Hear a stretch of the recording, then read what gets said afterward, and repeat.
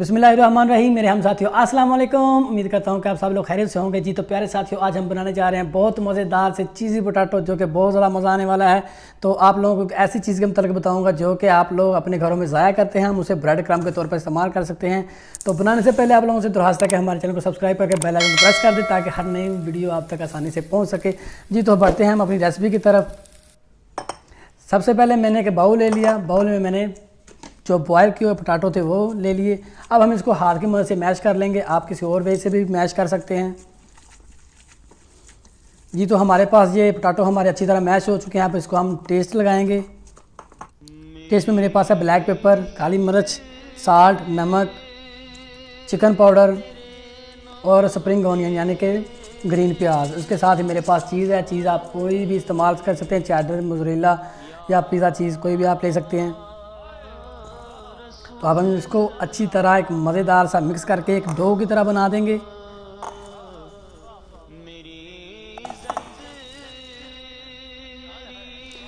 तो जी हमारे पास ये माशाल्लाह मिक्स हो चुकी है। अब हम इसको शेप बनाएंगे। इसकी कोई अच्छी सी शेप बना लेंगे। मैं इसके पोटैटो के स्टिक्स बना लूँगा। आप इसको कोई भी शेप दे सकते हैं, नगट्स की शेप दे सकते हैं। जी तो ये मैंने शेप दे दी इसको।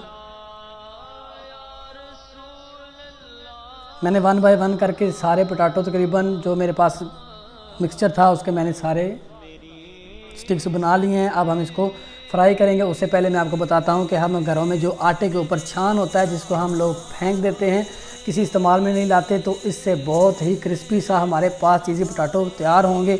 तो आप किसी भी चीज़ पर लगाकर ब्रेड क्रम्ब के तौर पर इसको इस्तेमाल कर सकते हैं और ये ज़ाया भी नहीं होगा और बहुत मज़ेदार सी चीज़ बनेगी। देखें कितने मज़ेदार से लग रहे हैं हमारे पास।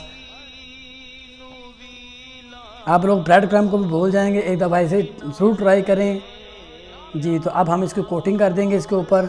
आप इसको मैदा लगा के, अंडा लगा के भी जितना क्रिस्पी करना चाहते हैं वो आप इसको मैदा लगा के और ज़्यादा क्रिस्पी भी कर सकते हैं। जी तो ये देखते देखते मैंने सारे जो थे मैंने इसको कोटिंग कर दिया। अच्छी तरह हम इसको कोटिंग कर दिया। अब हम इसको फ्राई करेंगे। तो मैंने एक पैन ले लिया। पैन के अंदर मैं हल्का सा ऑयल लूँगा क्योंकि मेरे पास नॉन स्टिक पैन है। तो देखें जी माशाल्लाह क्या लुक नज़र आ रही है। तो देखते देखते हमारे पास तैयार हो जाएंगे इंशाल्लाह।